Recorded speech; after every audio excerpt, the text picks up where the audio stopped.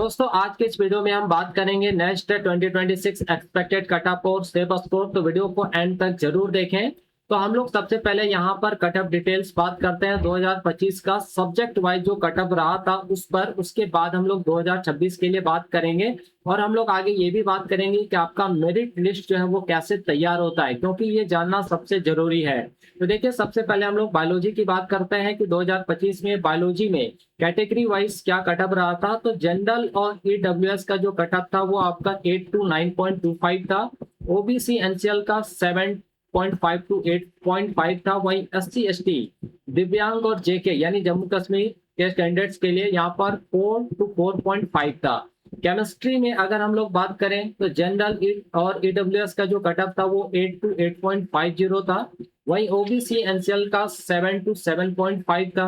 SC ST दिव्यांग जेके के लिए 4 टू 4.25। और मैथमेटिक्स में अगर बात करें तो जनरल ईडब्ल्यूएस का 6 टू 7 था। वहीं ओबीसी एनसीएल का 5.5 टू 6.25 और एससी एसटी दिव्यांग के लिए यहाँ पे 3 टू 3.5।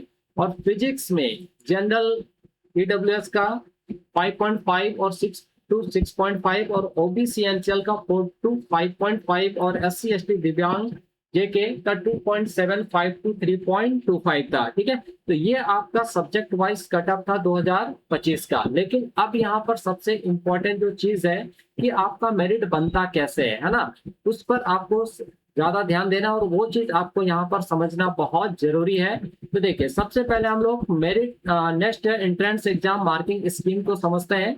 तो नेक्स्ट में जो है दोस्तों टोटल 4 सब्जेक्ट का एग्जाम देना होता है, जिसमें एक आपका फिजिक्स केमिस्ट्री बायोलॉजी और मैथमेटिक्स होता है। और इन सभी सब्जेक्ट में 20 क्वेश्चन जो पूछे जाते हैं और हर सब्जेक्ट में टोटल जो मार्क्स होता है वो 60 होता है ना।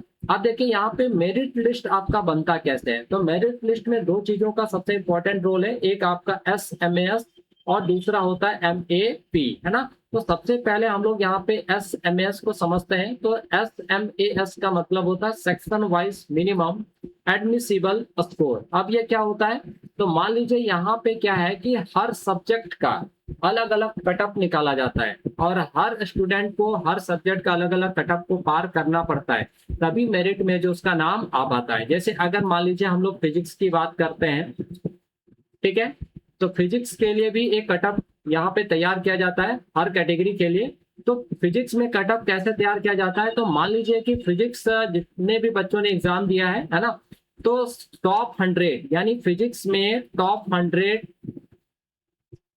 अच्छा स्कोर करने वाले जो बच्चे होते हैं, है ना, उन टॉप 100 बच्चों के मार्क्स को लिया जाता है और मार्क्स लेने के बाद उसका क्या किया जाता है, एवरेज निकाला जाता है। ठीक है, और एवरेज निकालने के बाद जो भी एवरेज आया उसका फिर जो है 20% जो है कैलकुलेट करके जो वैल्यू आता है वही फिजिक्स का क्या हो जाता है, कटअप हो जाता है। जैसे मान लीजिए 100 स्टूडेंट के मार्क्स को लिया गया है ना, और टॉप जो 100 स्टूडेंट है और उनका मार्क्स को ऐड करने के बाद जो एवरेज आया वो मान ले रहे हैं 46 आया। अब इस 46 का क्या किया जाएगा, 20% कैलकुलेट कर लिया जाएगा, तो कितना आ गया 9.2। तो ये फिजिक्स का क्या हो गया, कटअप हो गया। इसी तरह से फिजिक्स केमिस्ट्री बायोलॉजी मैथमेटिक्स चारों सब्जेक्ट का जो है वो कटअप निकाला जाता है और इसी को बोला जाता है section wise minimum admissible score यानी एसएमएस। क्लियर है।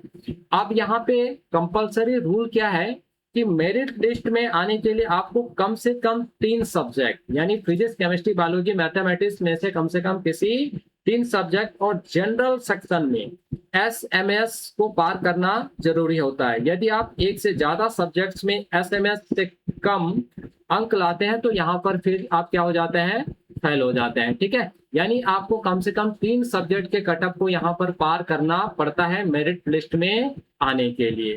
क्लियर है। अब नेक्स्ट मेरिट लिस्ट कैसे बनती है इस पर बात कर लेते हैं। तो देखिए यहाँ पे आपका टोटल कितना सब्जेक्ट है, 4 सब्जेक्ट है। तो यहाँ पर टोटल 4 सब्जेक्ट में आपका बेस्ट 3 सब्जेक्ट को ही लिया जाता है। बेस्ट 3 सब्जेक्ट मतलब आपने जिन 3 सब्जेक्ट में सबसे अच्छा स्कोर किया है उन्हीं 3 सब्जेक्ट को यहाँ पे क्या किया जाता है, कैलकुलेट किया जाता है, यानी उन्हीं 3 सब्जेक्ट के हाईएस्ट मार्क्स को लिया जाता है और उसी को मेरिट लिस्ट के लिए जो है जोड़ा जाता है। क्लियर है। अब यहाँ पे देखिए टोटल मार्क्स आपका कितना हो गया 180, यानी आपको 3 ही सब्जेक्ट यहाँ पे कंसिडर किया जाएगा। 4 आप एग्जाम देते हो बट कंसिडर कितना होता है, बेस्ट 3 है ना, जिनमें आपका हाईएस्ट मार्क्स होता है। ठीक है, और इसी 180 के आधार पर आपका क्या होता है, मेरिट लिस्ट तैयार होता है। और नेक्स्ट जो है वो आपका है एमएपी यानी मिनिमम एडमिशेबल परसेंटाइल। अब देखिए ये जो 180 है इसी को टोटल जितने भी स्टूडेंट्स ने एग्जाम दिया है उसके बेसिस पर क्या किया जाता है, परसेंटाइल में कन्वर्ट कर दिया जाता है ना। अब परसेंटाइल में कन्वर्ट करने के बाद जो मेरिट लिस्ट तैयार होता है, सबसे खास बात कि हर कैंडिडेट को यहाँ पे एसएमएस स्कोर भी पार करना पड़ता है, और जो एमएपी यानी मिनिमम एडमिसिबल परसेंटाइल है इसको भी पार करना पड़ता है। अगर आप ये दोनों चीजों को पार करते हैं तभी जो है आपका मेरिट यहाँ पे क्या होता है, तैयार होता है। तो जब आप इन दोनों स्कोर को पार कर जाएंगे यानी दोनों कटअप को पार कर जाएंगे तभी जो है आप नाइजर भुवनेश्वर और यूएमडीएई सीईबीएस मुंबई के लिए एप्लीकेबल होंगे। अब यहाँ पे अलग अलग चीजें हैं कि नाइजर का अपना अलग कटअप होता है और सीबीएस मुंबई का जो है अपना अलग कटअप होता है। ठीक है, तो ये चीजें यहाँ काफी इंपॉर्टेंट है और ये दोनों ही स्कोर को यहाँ पर पार करना पड़ता है हर स्टूडेंट को, तभी उसका नाम जो है मेरिट में आता है। क्लियर है। अब हम लोग यहाँ पर थोड़ा समझते हैं SMS SMS range out of 60। ठीक है, 2026 के लिए कि क्या हो सकता है। तो यहाँ पे अगर हम लोग बायो की बात करें तो बायो के लिए आपका 8.5 से 9.5 ये आपका एक्सपेक्टेड है दोस्तों। ठीक है, मार्क्स हो सकता है। वही अगर हम लोग केमिस्ट्री के लिए बात करें तो केमिस्ट्री में 8 से लेके 9.0 तक आपका हो सकता है। मैथ की अगर हम लोग यहाँ पर बात करते हैं मैथ्स में तो 6.0 टू 7.0, और फिजिक्स की अगर बात करें तो फिजिक्स में आपका यहाँ पर 5.5 टू 6.5 के आसपास जो को देखने को मिल सकता है। ठीक है, अब हम लोग यहाँ पर दोस्तों जो है सेफ स्कोर पर भी बात करते हैं। सेफ स्कोर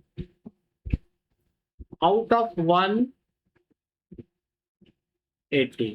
ठीक है, तो जनरल यानी यूआर के लिए कितना हो सकता है, तो ये आपका 90 से 95 प्लस जो है वो देखने को मिल सकता है। वही नाइजर के लिए अगर हम लोग देखें तो 100 प्लस आपका हो सकता है। ठीक है, वही ओबीसी एनसीएल, अगर ओबीसी एनसीएल के लिए बात करें तो ये आपका जो 85 टू 90 प्लस, और नाइजर के लिए आपका 80 टू 85 प्लस। वहीं अगर हम लोग ईडब्ल्यूएस के लिए बात करें तो ईडब्ल्यूएस का आपका 80 टू 85 प्लस देखने को मिल सकता है के आसपास।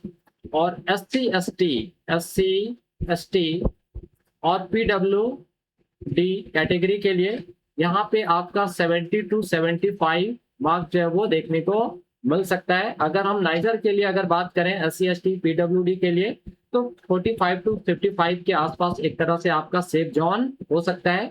तो ये आपका था SMS range out of 60 2026 expected. हम लोग यहाँ पे जो भी बात करें दोस्तों वो एक्सपेक्टेड है, क्योंकि यहाँ पे नंबर ऑफ कैंडिडेट्स का पता नहीं चलता है। ठीक है, तो जो प्रीवियस ईयर्स का ट्रेंड है उसके बेसिस पे क्या हमारा एक्सपेक्टेड कटअप हो सकता है 2026 में, वो चीज हम लोगों ने यहाँ पे डिस्कस करा है। तो आई होप दोस्तों आप सबों को वीडियो अच्छा लगा होगा, और अगर आप लोगों को वीडियो अच्छा लगा हो है ना तो इस वीडियो को एक लाइक जरूर करना, अपने दोस्तों के साथ शेयर जरूर करना, और अभी तक आपने हमारे चैनल को अगर सब्सक्राइब नहीं किया है तो चैनल को सब्सक्राइब करके बेल नोटिफिकेशन ऑन जरूर कर लेना। ठीक है, तो मिलते हैं नेक्स्ट वीडियो में, तब तक के लिए आप सभी को थैंक यू, बाय बाय।